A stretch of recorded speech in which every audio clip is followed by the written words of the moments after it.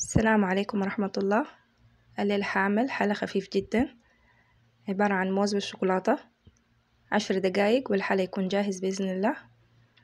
بس قبل ما نبدأ الفيديو يا ريت تضغطوا لايك، والما مشترك في القناة وأول مرة يشوف الفيديو ده يا ريت اضغط على زر الاشتراك عشان توصلوا الفيديوهات الجديدة.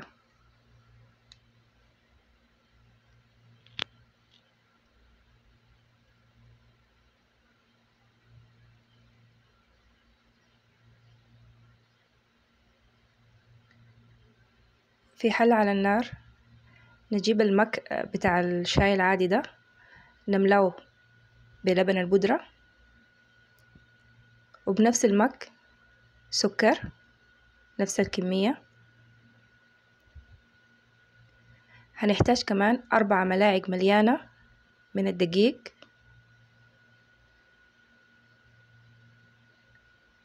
وملعقتين مليانة كمان من الكاكاو، ملعقتين كبار، و4 ملاعق من الدقيق كبيرة. هنلخبط المواد الجافة مع بعض.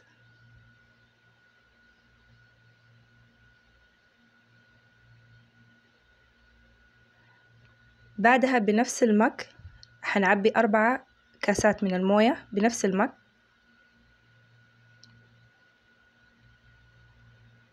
هنلخبط المواد دي كلها مع بعض مع الموية، ولسه احنا ما فتحنا النار، من دون نار لحد ما تتجانس كلها مع بعض.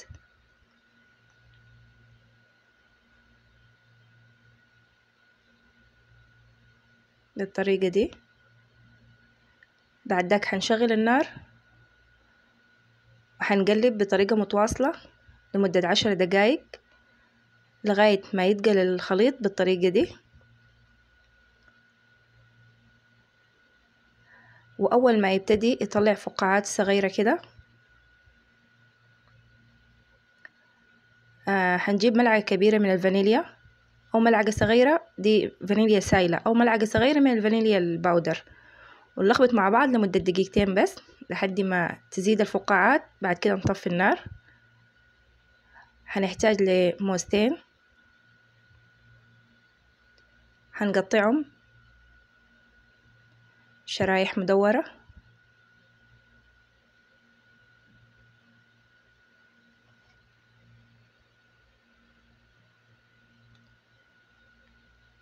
بعد كده هنجيب صينية فرن مدورة أو أي صينية مدورة عندك، وعليها ورق زبدة تحت. نرص الموز بالطريقة دي جنب بعض على كامل الصينية.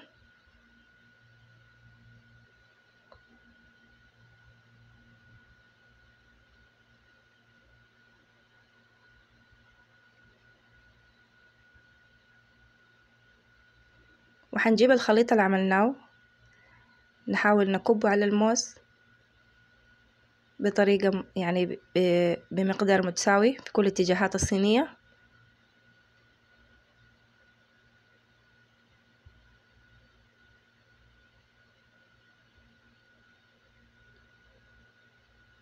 وهنجيب بسكويت أي نوع، أنا هنا استعملت دايجستيف. أي نوع عندك بتاع بسكويت رصيه على الخليط ده من فوق.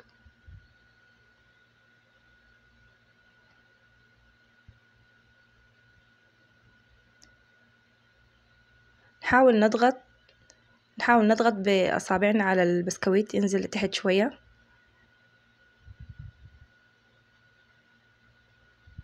عشان بعدين ما يبقى ناشف يعني. ندخله التلاجة لمدة 2 ساعة لحد ما تجمد تماما كده. بعد ما طلعت من التلاجة نحاول أفك الجزء بتاع الصينية اللي بفوق،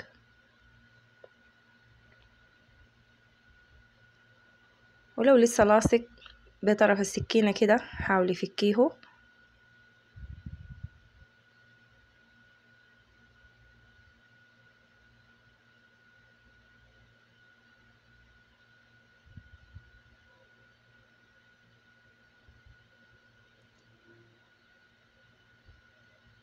بعدها هجيب طبق التقديم وحاول أقلب الحلا على الطبق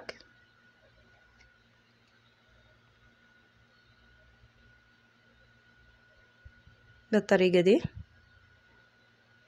أشيل المتبقي من صينية الفرن الجزء التحت،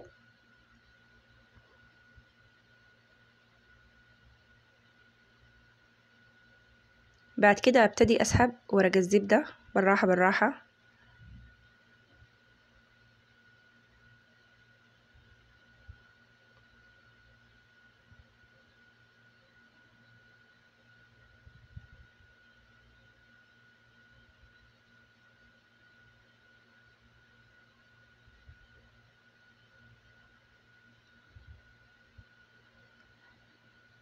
ممكن تخليها كده وممكن تزينيها. أنا عندي شوكولاتة مبشورة ومعاها ملخبطة معاها جوز هند، أحاول أزين بيها أطراف الحلا.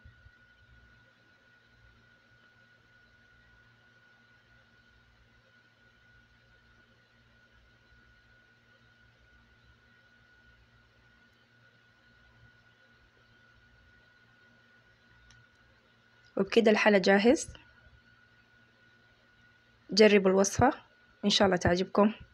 يا ريت تضغطوا لايك واشتراك للقناة. مع السلامة، في أمان الله.